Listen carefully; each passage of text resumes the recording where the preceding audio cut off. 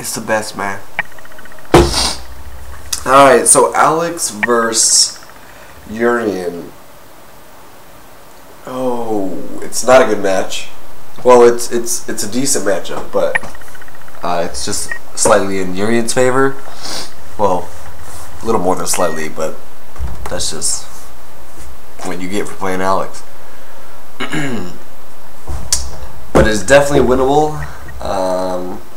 Just don't be a dumbass. Alright, so your friends that are normals are standing medium punch, forward medium punch, standing forward kick, and the occasional well-timed sweep. Alright, so let's go through this right now. Why is Urien hard for Alex? Urien is hard for Alex because he deals more damage than Alex, and that's one of Alex's strengths. Urien basically, a good Urien basically only needs to get one really good setup, and that round is basically over. If they do the unblockable, I mean, you can try to parry out of the unblockable, but it's good luck, bro. So Urien has good pokes, he has decent defense, and he does more damage than Alex as far as potential damage is way more than Alex. He also has headbutt, which nullifies command grabs. He has standing roundhouse, which sometimes gets him out of some grabs, which some Uriens use. I know I use it, but I'm not really the most orthodox player. But anyway,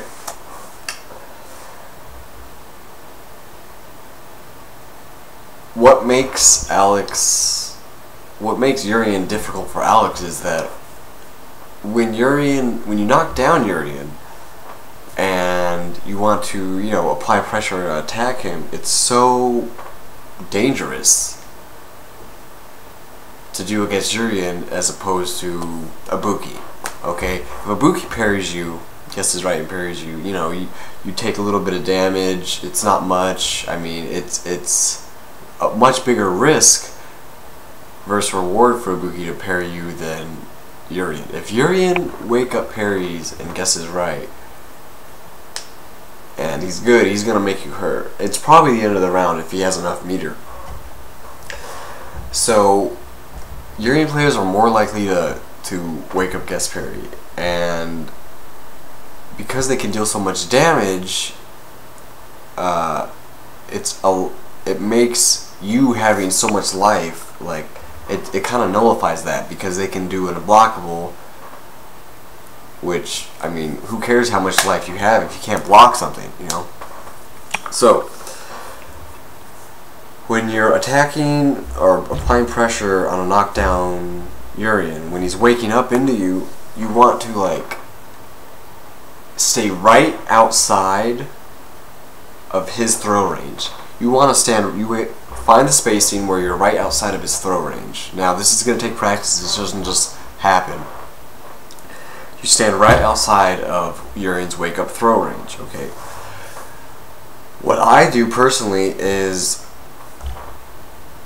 Urien wakes up, within the first half second, you'll see if he's going to be doing something. He'll either headbutt or blah blah blah blah, yada yada.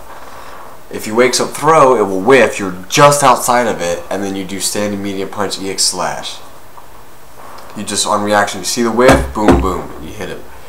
If he doesn't do anything right when he wakes up, because you basically, when he's waking up, you're blocking for that first second. And if nothing happens, then you car grab, or you power bomb, or you overhead. If he does do something, you're blocking, like let's say he does a headbutt, then you block it, and normally he's even, like you just tech throw and then you guys bounce away from each other. If he headbutts, yeah, you block it. Maybe you can try to crouch it, and stand up at the last second and standing medium punch him, but it's hard, it's difficult. Anyway, like I said, when Urien's waking up, for the first second you block. If he headbutts, you block it. If he throws, he whiffs, and you punish him. If he does nothing, then you get to mix him up. Standing fierce punch, power bomb, light power bomb, car grab, which I go for car grab. It's quicker. I can wait even that much longer to see if he's going to do something and then just throw it out. So it's good. So that's the general like game plan against Urien. I guess other people have, Third Strike is different because everyone can do something a little different, and it will be like a completely different situation. So you know, you get your basic game plan like that, and then versus each person you branch it out into a different just game plan. You know, like in Street Fighter 4, you can play almost all Balrogs the same. It just, there's no real giveaway, at least from what I feel. It's more about matchups, not about against the player. Third Strike, you need to know your matchup and you need to know what's good, but if you don't have a good read on the player, it's not gonna, if the player is just, you know, levels above you in the head, then you know, good luck, bro.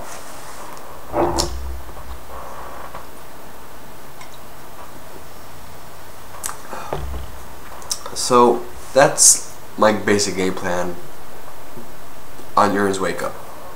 Alright, now things that kind of mess with Alex. Uriens that do random tackles. It's just annoying. It's random damage. It's not the smartest thing for them to do, but at the same time, in some situations, Alex isn't going to be able to punish it that hard. Okay, so what can you punish a blocked tackle with? You can do EX slide, the shoulder, or you can do crouching medium punch. Obviously, you would want to do the EX slide any chance you get, but sometimes you're walking forward and you block at the last second, and you block the shoulder, so you do crouching medium punch. I mean, it's better than nothing, and you have to do it. If you don't punish those shoulders, then like, it's that little bit of damage that is so needed to win against Urien is wasted. I mean, you need everything you can get. Alright, so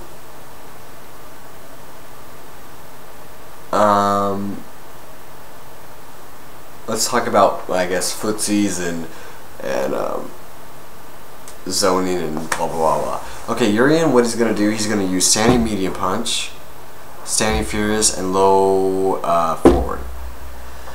They're all pretty good, especially if the Urien just stays in one place and holds ground and doesn't move much. It makes it more difficult.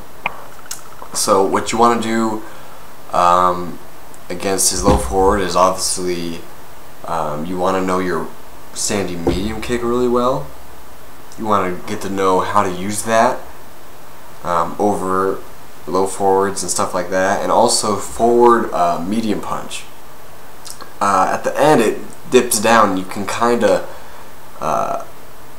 punish some things that when they're retracting, you can hit them. It's quicker and a little more safe in the sense of it covers you more. If you if you misread something and he jumps, you know, it may cover you in the air as opposed to the standing forward where it's just kind of straight. Ballerina kick. Okay, so that's I mean, it's there's no like cookie cutter way to explain it. You just need to get comfortable trying to zone against Urien and using your standing forward and your forward medium punch. The thing I was talking about with your sweep is that when Urien throws something careless out, you know, you want knockdowns. Okay, if you can get fast enough and just you can read where they're gonna throw a poke out and you're you're pretty far. You're way farther than where the poke's going to hit you. You want to catch them with a low roundhouse. Now it's hard, okay? It's hard because the Alex's low roundhouse is not fast at all. If you catch that knockdown, I mean that's really all you're really going for when you're trying to zone. I mean you're zoning because you don't want him to just take control of the match and get ground on you and just have him do whatever you want. But really, that's not Alex's like main thing. He doesn't kill people by poking them to death normally. Okay, he goes for knockdowns and then he does mix-ups, like, you know, 2-hit combos that do okay damage. So, you want to get your knockdown, and another thing I like to do is when we're at this, you know, kind of middle ground distance where, you know, there's a possibility where we might throw something out, I do EX slashes randomly. And now if they throw something out and it catches them, I will get the knockdown and it will send them to the corner. So that's another thing that I like to throw out there just as a random threat that is fairly safe. I mean, sometimes it does get beat, but I mean that's kind of how I play Alex, is that, you know, I'll throw this out there and they may hit me with a normal or something, but I have the life to play with. I have the life to use it as kind of like a survey, you know what I mean? So that's another thing. Basically, you want to get your knockdown and you want to capitalize on it. Like I said, when you knock someone down, when you knock Urien down, that position, you need to find that sweet spot position where you're right outside of his throw range. And you need to get really comfortable within that, and you can walk in and out of that distance on his wake up. I mean, really, it's just about being comfortable in those situations and knowing where your positions are. I mean, when Thirst Strike Online comes out, I'll probably do like more in-depth stuff just because, I mean, why not? But I mean, that's basically it. There's other things like Alex, you know, if Urien does a aegis in the corner where it's not hitting you, where you're not forced to block, I'd like to super jump out and then dive over him.